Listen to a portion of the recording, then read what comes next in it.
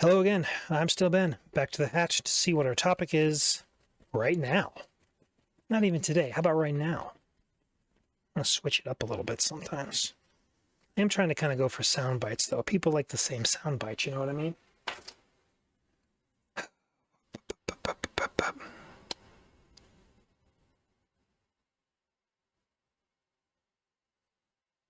Pizza billionaire example. Boy, that was hard to read for a second. Pizza billionaire example.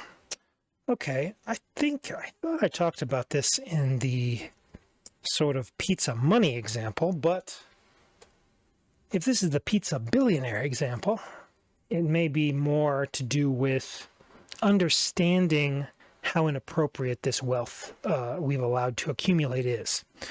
So what I need everybody to understand, first off, is that $1 billion, if you are the poorest billionaire on the totem pole, if you just made your first $1 billion, it ticked over from millions and you just hit billions, you have $1 billion. That is $1,000 million. Okay, that's, I think, a better way to put it because people have a hard time conceptualizing that much money. So you have $1,000 million. Now let's compare that to a normal American, which I think roughly right now how bad everything is probably pretty accurate, which if you have any savings at all, maybe you have $1,000 in the bank, living paycheck to paycheck, and you're trying not to cut into that $1,000. So if the average American has $1,000 in the bank and the poorest billionaire has $1 billion, $1,000 million, then it makes more financial sense for the billionaires to continue to oppress the system and everyone in it financially than it does to allow any sort of opposition at all. Because if you spent $1 out of your 1,000 to tip the pizza guy an extra buck, like, okay, ordered a pizza, give this guy an extra dollar. So you had 1,000, now you have 999. That is the exact same equivalent financially as the billionaire paying someone a life-changing amount of $1 million to just kill the problem, right? Just pay a fall guy, send their money to the family, launder it through all of your various offshore shell corporations, whatever you have to do, to just kill any politician who stands in your way. Kind of like JFK, It makes more sense for that to happen because you wouldn't blink an eye at giving the pizza guy $1 as a tip. That would be easy. You have $1,000, pizza guy came, pizza guy gave you pizza, give him $1. That's still pretty shitty of a tip overall for, the working class economy, obviously. But for the billionaire, for the $1,000 million haver, that's $1 million.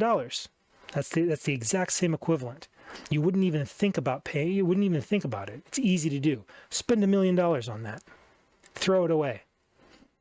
Hey, rich people, by the way, if you're more on my side, you could always do that to me in terms of just giving me $1 million so that I could really change my life around and get off the ground for, launch a lot more stuff to help fight all these Nazi assholes.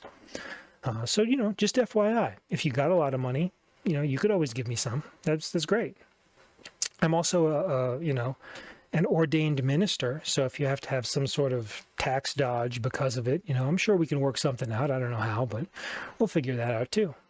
See how easy it is for corruption to exist when so many people, and that's the poorest billionaire, right? That's not the people who have hundreds and hundreds of billions of dollars and maybe even $1 trillion soon, That's the poorest people being able to give anyone a life-changing amount of money that they wouldn't even blink at. That's the problem. That's why corruption exists. Okay, if you understand that corruption can't exist in a more fair financial situation, then that's why we have to make this financial situation more fair. We're never going to make it like a communist flat line or something insane like that. But it does need to be what's called a more normal distribution. when it comes to money. So there's still going to be some people who are, on the very poorer side and a few people on the very richer side. But most people are going to be in the middle somewhere with a normal, appropriate amount of money. And when you have that, you eliminate the possibility of corruption, because how are you going to do it?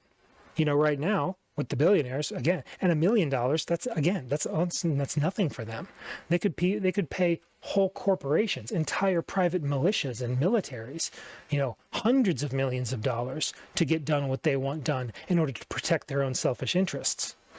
But, if suddenly most people had a very normal curve amount of money, then it would be the equivalent of some CEO and some billionaire or former, billionaire, somebody who's on the richer side of the spectrum, coming up to a politician and being like, hey, I saw you were going to, vote on this topic pretty soon. And if you vote a certain way, my business is going to do a lot better. So if you vote the way I want you to, there's a crisp $5 in it for you. See, if they don't have that kind of money to tempt you, no one will be tempted. But if a billionaire came up to me or you or anybody and was like, hey man, you want $50 million to do some really shady shit? That's hard to say no to. It's understandably human that you would not say no to that. That's why we talk about systemic corruption.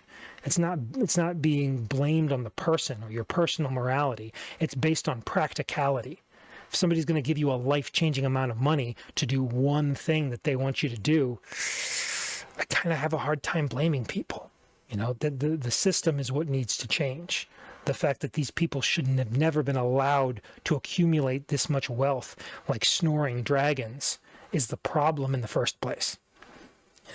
So if you're wondering why people don't stand up more effectively and directly, it's because they're going to get put down, because it only costs a small pizza guy-sized tip to just murder your opponents instead.